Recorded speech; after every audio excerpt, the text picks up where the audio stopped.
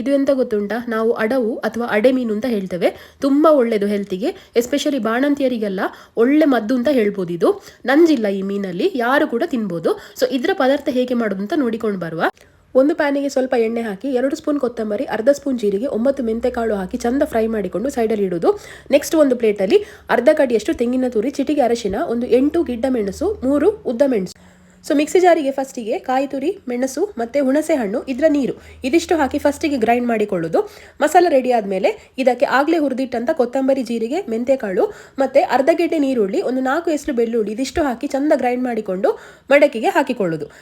So ಈ ಮಿಕ್ಸ್ಚರಿಗೆ ಒಂದು tomato ಇದನ್ನು ಕಟ್ ಮಾಡಿ ಹಾಕಿಕೊಳ್ಳುವ. ಚಂದ ಕುದಿ ಬರಲಿಕ್ಕೆ ಬಿಡಬೇಕು. ಒಂದು ಕುದಿ ಬರಬೇಕು, ಮಸಾಲೆ ಹಸಿ ವಾಸನೆಲ್ಲ ಹೋಗಬೇಕು. ಮೀನು ಆಗಲೇ ಕಟ್ ಮಾಡಿ ರೆಡಿ ಮಾಡಿ ಇಟ್ಕೊಂಡಿದ್ದಾರೆ ಅಮ್ಮ. ಇನ್ನು ಕುದಿ ಬರುವಂಥ ಮಸಾಲೆಗೆ ಈ ಮೀನನ್ನು ಹಾಕಿಕೊಳ್ಳೋದು. ಮೀನು ಜಾಸ್ತಿ ಹೊತ್ತು ಬೇಯಿಸೋದು ಬೇಡ, ಯಾಕಂದರೆ ಇದು ತುಂಬ ಸಾಫ್ಟ್ ಇರುವಂಥ ಮೀನು, ಬೇಗ ಬೇಯ್ತದೆ. ಸೊ ಮಸಾಲೆ ಹಸಿ ವಾಸನೆ ಕಂಪ್ಲೀಟಾಗಿ ಹೋದ ಮೇಲೆ ಈ ಮೀನನ್ನು ಹಾಕಿಕೊಳ್ಳಿ. ಒಂದು ಕುದಿ ಬರಿಸಿದ್ರೆ ಅಡವು ಮೀನಿನ ಪದಾರ್ಥ ರೆಡಿ ಆಗ್ತದೆ. ಈ ನಮ್ಮಲ್ಲಿ ಕೆಲವು ಮೀನುಗಳಿಗೆ ಮಾತ್ರ ಬೆಳ್ಳುಳ್ಳಿ, ನೀರುಳ್ಳಿ ಒಗ್ಗರಣೆ ಕೊಡ್ತಾರೆ. ಈ ಬೊಳ್ಳೆಂಜಿರಾಗಿರ್ಬೋದು, ಅಡವು ಮತ್ತು ಕೆಲವು ಮೀನುಗಳಿರ್ತದೆ, ಅದಕ್ಕೆ ಮಾತ್ರ ಒಗ್ಗರಣೆ ಕೊಡೋದು. ಬೂತಾಯಿ, ಬಂಗುಡೆ ಮೀನಿಗೆಲ್ಲ ಒಗ್ಗರಣೆ ಕೊಡೋದಿಲ್ಲ. ಸೊ ಇದಕ್ಕೆ ಇನ್ನು ಒಗ್ಗರಣೆ ಕೊಡಲಿಕ್ಕೆ ಬಾಕಿ.